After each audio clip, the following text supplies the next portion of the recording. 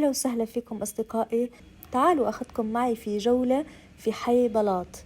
هذا الحي التراثي اللي تصورت فيه كثير من المسلسلات العالقة بذاكرتنا. رح أكتب لكم في صندوق الوصف كيف توصلوا من منطقة أمينونو إلى حي بلاط بكل سهولة. أول شي نزلت من الترام في محطة فنر ورحت على هذا الكافيه المشهور وطالع ترند حالياً، وبطل على هاي الكنيسة، وبطل من الجهة الثانية على القرن الذهبي، ولكن ما راح أذكر اسمه لأنه أبدا ما عجبني، الخدمة سيئة جدا فيه. بعدين هذا هو حي بلاط، دخلت عليه مثل مو شايفين كله كافيهات ومطاعم ومحلات تسوق وأبنية ملونة. بصراحة التمشية فيه جدا ممتعة، وبتقضوا يعني كذا ساعة فيه عم تضيعوا بهاي الحارات والأروقة. كل بناء فيه له لون مميز ولوحات جدارية وذكريات من مسلسلات منحبها، مثل مسلسل دموع الورد، مسلسل الحفرة. اليوم اللي رحت فيه كان يوم جوا الأسبوع، لذلك ما في كثير زحمة الحمد لله. خليني أحكي لكم شوية معلومات عن منطقة بلاط. بلاط هو أحد الأحياء التاريخية في مدينة اسطنبول، ويقع على الضفة الجنوبية للقرن الذهبي في الجانب الأوروبي من المدينة. تاريخ المنطقة يمتد إلى فترة الإمبراطورية البيزنطية، عندما كانت اسطنبول تعرف باسم القسطنطينية. في العصر البيزنطي كانت المنطقة قريبة من الميناء الرئيسي المعروف بالقرن الذهبي، والذي كان يستخدم كمركز تجاري مهم للسفن القادمة من البحر الأسود والبحر المتوسط.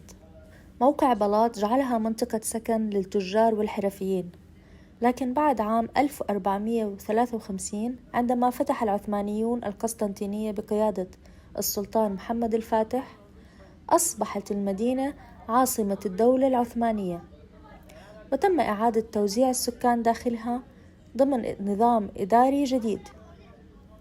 في عام 1492 وبعد طرد اليهود من إسبانيا، استقبلهم السلطان العثماني بايزيد الثاني، وتم السماح لهم بالاستقرار في مناطق مختلفة من الدولة، ومن أهمها منطقة بلاط.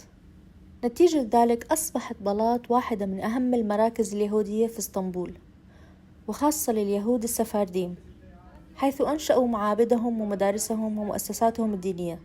أما بجانب بلاط تقع منطقة فنر، والتي كانت مركز البطريركية الأرثوذكسية اليونانية، مما جعل المنطقة تحتوي على مزيج سكاني من اليهود والمسيحيين الأرثوذكس والمسلمين ضمن نظام الملل في الدولة العثمانية، الذي سمح لكل مجموعة دينية بإدارة شؤونها الداخلية.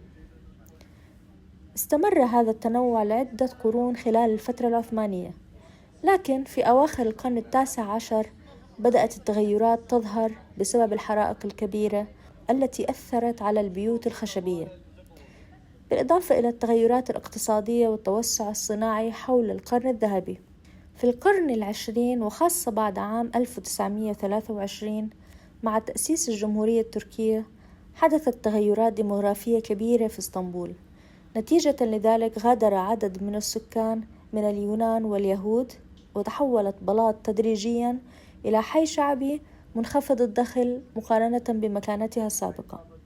كانت المنطقة تعاني من الإهمال العمراني، لكن في بداية الألفينات بدأت مشاريع الترميم وإعادة الإحياء العمراني، مما أدى لتحولها إلى منطقة سياحية مشهورة. حاليا تعتبر بلاط واحدة من أكثر مناطق اسطنبول جذبا للسياح بسبب مبانيها التاريخية وألوانها المميزة وشوارعها القديمة. من أبرز الأعمال التي صورت في منطقة بلاط هي مسلسل دموع الورد، مسلسل الحفرة اللي مشهور جدا جدا، وللناس بتجي كرمال هذا المسلسل خصوصا على هذا الحي من جميع أنحاء العالم. وهلا مثل ما شايفين زلت إعادة مقابل منطقة بلاط.